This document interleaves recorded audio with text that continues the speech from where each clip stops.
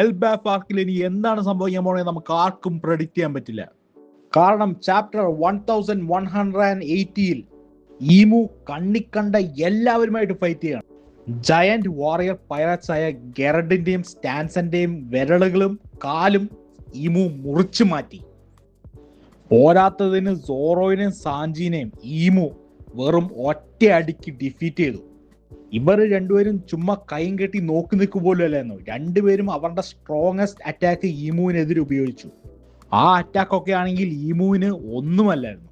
ഈമുവിന് എന്തോ ഒരു ബ്ലാക്ക് ഫയറിന്റെ പവറാണുള്ളത്, നമ്മളെ നറൂട്ടോയിലെ അമത്തറാസു ഒക്കെ പോലെ. ഈ ഫയർ ഉപയോഗിച്ചാണ് ഈമു സോറോയിനെയും സാഞ്ചിനെയും ഒക്കെ ഡിഫീറ്റ് ചെയ്തത്. എൽബാഫിൽ എത്തിയ ഉടനെ തന്നെ ഈമു കില്ലിംഗ്ഹാമിനെയും സമേഴ്സിനെയും ഗുങ്കോയിനെയും സേവ് ചെയ്യാനും തുടങ്ങി. ഇതുപോലത്തെ ഹക്കി ഞാൻ ഗോഡ് വാലിയിൽ പോലും എക്സ്പീരിയൻസ് ചെയ്തില്ല എന്നാണ് സ്കോപ്ര ഗബാൻ പറയുന്നത്.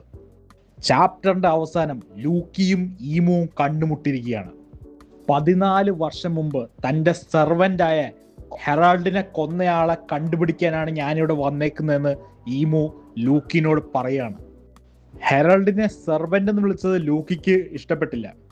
പക്ഷെ നീ അന്വേഷിക്കുന്ന ആള് ഞാൻ തന്നെയാണെന്ന് ലൂക്കി പറഞ്ഞ് ചാപ്റ്റർ അവിടെ തീരുകയാണ്. അടുത്ത ആഴ്ച ബ്രേക്ക് ഇല്ല.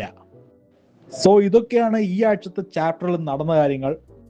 സ്ട്രോ ഹാറ്റ്സിന് ഒരു ഈസി വിൻ ആയിരിക്കും എൽബാഫ് എന്നാണ് നമ്മൾ വിചാരിച്ചത്. പക്ഷെ ഇനി സ്ട്രോ ഹാറ്റ്സ് ജയിക്കുമോ എന്ന് തന്നെ നമുക്കറിയില്ല.